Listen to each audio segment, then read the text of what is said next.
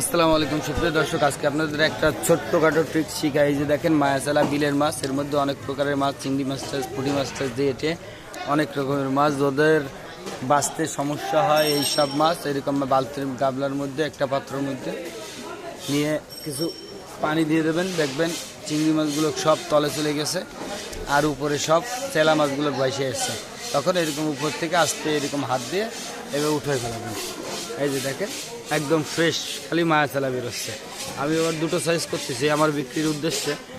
এই যে বিক্রির উদ্দেশ্যে এই যে বড় সাইজটা আবার এখানে রাখতেছি। এগুলোকে 100 টাকা পোয়া, এগুলো 50 টাকা পোয়া।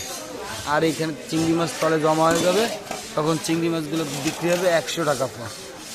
যাদের বাঁচার সমস্যা তারা এইভাবে বাঁচতে পারেন। এই যে দেখেন মাছ উঠেছি, একটা অন্য কোনো মাছ উঠে না, দুটো পুঁটি মাছ একটা পুঁটি মাছ এটা আসবে, এটা এইভাবে বেছে ফেলাই দেবেন।